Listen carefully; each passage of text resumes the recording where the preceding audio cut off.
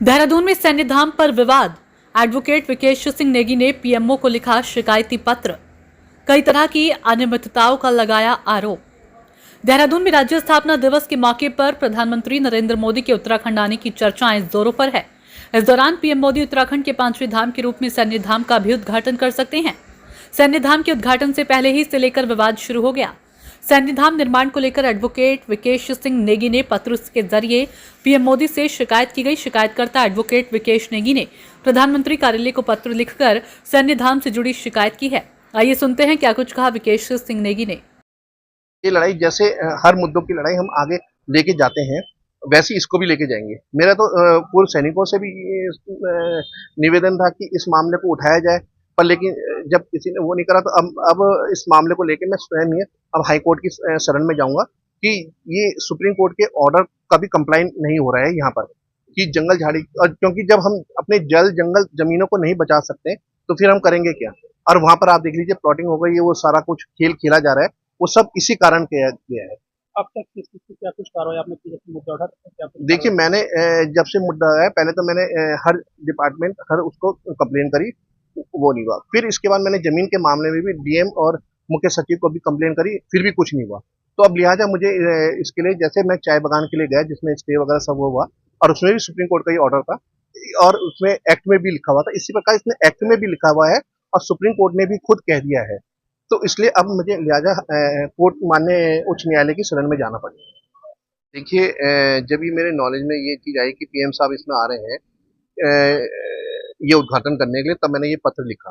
वो इसलिए लिखा कि प्रधानमंत्री हमारे उत्तराखंड के रोल मॉडल हैं और सारे युवा उनको फॉलो करते हैं और हम भी उनको फॉलो करते हैं।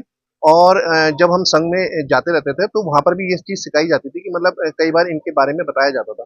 अब उसको देखते हुए जब हमने ये देखा कि जब प्रधानमंत्री भ्रष्टाचार के इतने खिलाफ रहते हैं, उनसे इतना बड़ा भ्रष्टाचार के मामले में लीपापोती करके उनको गुमराह करके इस चीज को उद्घाटन किया जा रहा है।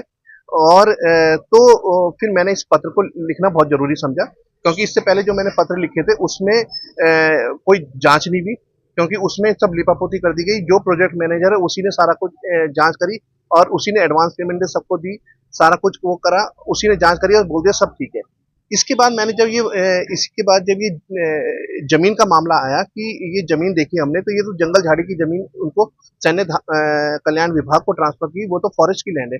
जबकि इसमें सुप्रीम कोर्ट ने स्पष्ट कह दिया कि वेस्ट लैंड, नाले खाले, बंजर सबको सब फॉरेस्ट को ट्रांसफर की जाएंगी।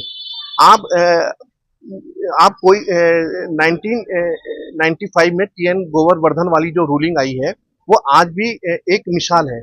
वही हर जगह अभी उसमें लेटेस्ट आया है 2025 में भी और 15 मई 2025 में कि waste land transfer to revenue department should be transfer to forest.